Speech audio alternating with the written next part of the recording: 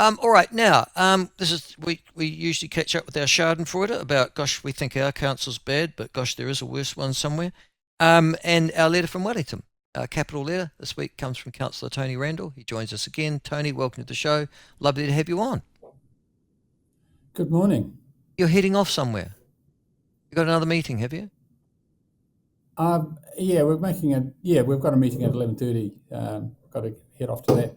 Probably can't be too late, but that's fine. We've got a few minutes. So if anyone's interested in what's happening in Wellington anymore, Well, we're always may interested have in what's lost interest. happening in Wellington. In actual fact, the Minister of Finance and the Public Service Commissioner, Sir Brian Roach, turned up yesterday and talked about job loss, and they said, well, actually, they're not as bad as as people say they are, or the media claim they are. What's your perspective? I think they've been pretty bad.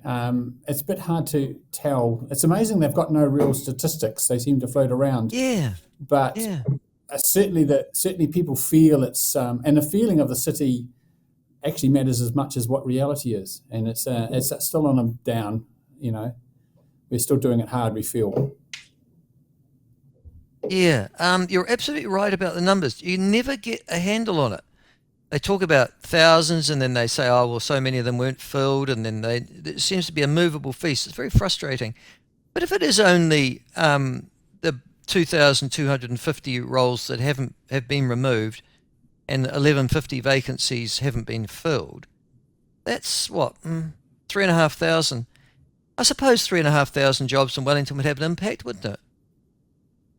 Well, I think you've got to remember that probably for every one of those jobs, there's another job in a consulting company, in an IT company, in some sort of support organisation that helps even the organisations that receive government grants, where those grants have been cut.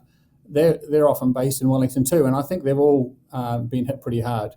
Now, I'm not going to go out on a limb and say that we should weep over, consultants who are paid $150 an hour losing their jobs because the work they're doing is no longer needed. That comes with the territory, but it does have an impact, and Wellington has more than its share of those sort of consultants. Yeah, but as you and I know, the New Zealand public sector increased its population by 18,000 from 2016 to 2023. I guess a good number of those would have been in Wellington. It must have meant that the Wellington economy was, well, in some ways, Tony, you're a conservative, a fiscal conservative, sustained by essentially public spending. Yes, yes, and one of the problems Wellington has is that it's become too reliant on public spending. Mm. We haven't got those side issues.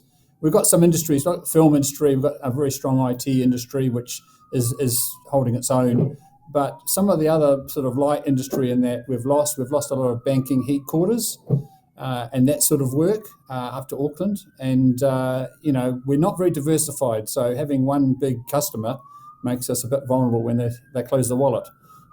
Yeah, no, it's a fair point you've raised. Well, that's not going to be stopping anytime soon. Listen, the last time I talked to you, there were two or three topics around the table relating to essentially your council having to make some unpopular decisions. You talked about a particular begonia. You've got an iconic building called the Begonia House in the Botanic Gardens. You've also got that bridge with the sort of wooden sort of architecture that runs across it, city to sea bridge or whatever it is as well, that most New Zealanders will be aware of when they drive down. What is that? Is that not what's that called? Tory. It's Aotiki, the waterfront. It's the waterfront Yeah, road. yeah. And the idea was that both those things are going to be torn down because you don't need the money, or you do need the money, and they were costing money to replace. During the public consultation, you say that officers claimed that the cost of saving the bridge, for example, was 90 to $120 million, which just seems excess, but that's now being reduced to $50 million. Do you say that? That's an extraordinary difference, I would have thought. It is an amazing difference, and this raises the question, and the question has been raised strongly by the public: is the council giving out enough information on the options that they don't want to do? We've got a lot of information about why we need to demolish the City to Sea Bridge, but very little information on what it would really take. And you've seen that. I mean, in a matter of weeks, the price has dropped to almost half, or it's dropped to half of what they claimed it would be when they went out to public consultation. And that's got to raise a question to say, well, what was the $90 to $120 million? What was that based on when all of a sudden you find it's actually $20 million more than the $30 million cost of demolishing the whole stuff? It really raised the question about the genuineness of the consultation, and this is not the first time the council has been criticised for just offering one option that they really want to do and not much else. So it's a real cost, and that's a very good way you've put it, the real cost of keeping that particular iconic bridge from the inner city through to the harbour side is $20 million, because if you got rid of it, there's $30 million gone. God, $30 million to destroy a bridge, good God, how does that cost that much? Well, I think inside that there's a building that's connected to it called Capital E, and that includes all of that as well. So it's a bit more than that. The bridge inside, the demolition of the bridge is part of the 30 million, okay? But right. I'm more talking about the information, okay? I'm saying, have the officers been fully disclosure? Because the other key question that's been raised is it really unsafe?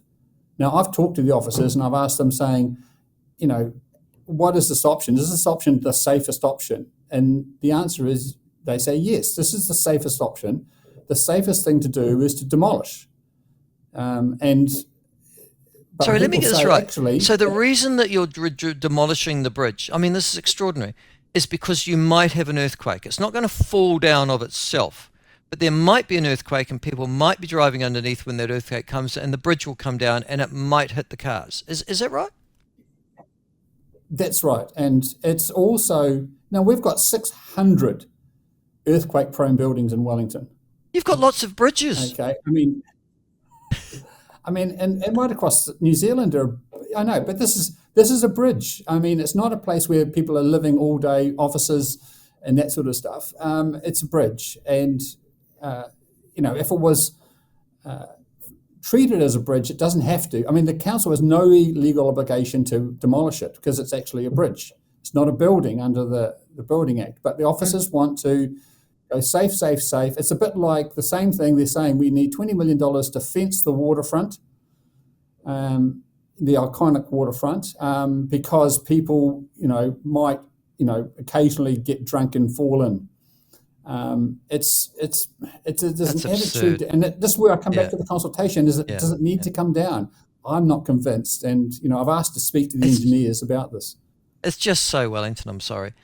You're saying also that when asked about the bridge's fate on Morning Report, Tory Whanau said that's going, as if she'd already made her mind up, but in actual fact it's out for public consultation.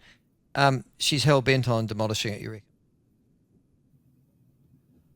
Yeah, look, that was the sort of, you really wonder how much some of these people are willing to hold, go back to the office and say, hey, really?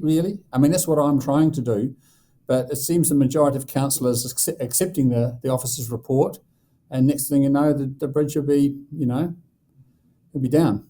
But it's just but it's, again, I mean, if you're talking about wasting money, there's wasting money full stop. Whether you demolish it or not, what a waste of money. It can just stay there. I mean, it isn't causing any problem to anybody. It's obviously much loved. It is, in actual fact, a bit of a feature of of Wellington. It's not going to fall down. I mean, that's the other thing, is it? It's not going to fall down, is it, Tony? It's not. And like, it's underneath it, it's built, is the old seawall. It's literally built on top of the old seawall that used to be there. And the seawall, not only did it not move, nothing moved in the Kaikoura earthquake, it didn't move in the bigger earthquake in 1942. And, a lot of stuff, that also in the report, they're saying, the Michael Fowler Centre is unsafe and we might need to demolish that. This whole thing needs to be challenged, but the officers playing it safe is not helping us. It really isn't. We've really got to make some pragmatic decisions and really look at the risk. Because, it's unsafe to drive to the airport, or get on a plane. You really got to look at the real risk, and I don't think they've done a good job. I think they've played it safe and therefore, demolish it because we haven't got the money to save it.